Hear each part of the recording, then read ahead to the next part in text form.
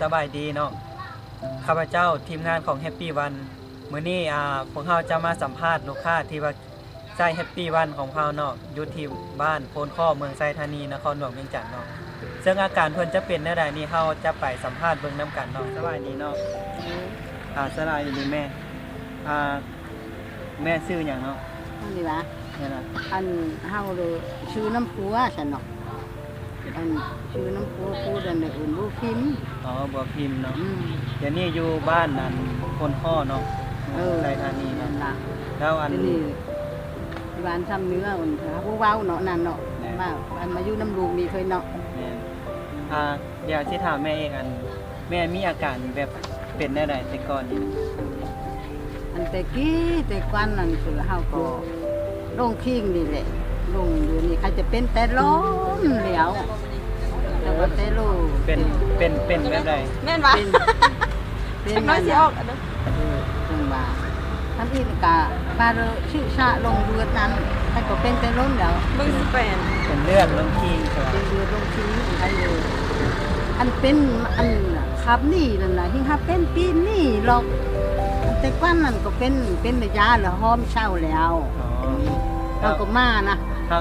ถ้าก็เป็นนี่เป็นได้จักมือแล้ว โอ้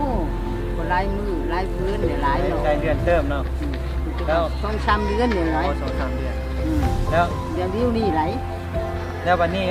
มากินแฮปปี้วันนี่กินไปแล้วจักกองจักเม็ด จักเนาะมือวันชุกเนาะเฮาอันลูกชำเนื้อมาหวดนั่นน่ะมาหวดเลยลูกนี่เลยลูกกินอันนั้นลูกกินเป็นบาตอนแรกลูกกินนั่นน่ะนิดนึงเนาะแล้วเราไล่ช่องมือนี่ล่ะเช้าเรากินตอนเช้าตอนแรง อ๋อแสดงว่าหากก็กินได้เป็น2-3 มื้อเนาะ แล้ แล้ว วอาการนี่เป็นได้ไหน อันอาการนี่จะเป็นเจอนี่นั่นน่ะจะกากินยาอันนี้เชิญเนาะ เลย จะเป็นบาเจ็บท้องหน่วยนี้ เจ็บท้องน้อย เจ็บท้องหน่วยนี่เลยอันลงที่ลงเดือนนั่นก็ลงมันยังบ่ลงหลายเป็นว่าอยู่บ้านเขาก็เอายามากินนี่ยาพึ่งนี่นะ อ๋อเป็นว่าแบบเดี๋ยวนี้นี่เลือดท่านบ่ลงหลายแล้วเห็นบ่ อืม แสดงว่ากินตัวนี้ไปแล้วก็รู้สึกว่าดีขึ้น จังหวะ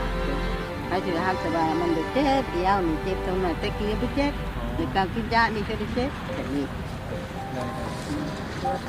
จะถืออ๋อ การแบบมันถือว่าเขากินยาตัวนี้ไปมันเป็นอาการตอบโต้ขึ้นมาแต่ว่าท่านเขากินไปนั้นจะเป็นค่อยดีขึ้นคือว่ามันเป็นการตอบโต้กับที่ว่าชื่อครับแต่ว่าเรื่องเลือดลงขี้อันนี้ถือว่าใครแล้วเนาะบ่ลงแล้ว ลงละลงน้อยเนาะ ลงไหมเป็นจุกๆนะ ใครเป็นเก่าแล้วเนาะ โอ้ยยินหายเฮงอ่ะ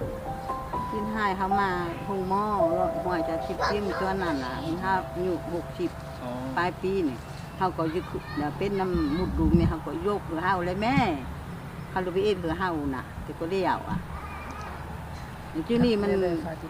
แก่แล้วเนาะมันเลย70ปลายเดี๋ยวนี้เราเลยเตาเลยนี่ดูก็เยอะเดี๋ยวนี้ มันก็เป็นอาการของผู้เฒ่าแน่แน่เนาะ อืม โดยอันเป็นได้ๆก็ฝากติดตามเบิ่งตอนต่อไปเนาะว่าอาการเพิ่นจะเป็นได้หลังจากเพิ่นใช้แฮปปี้วันของเฮาไปแล้วเนาะโดยขอขอบใจนะโดยขอบใจแม่เนาะ เออ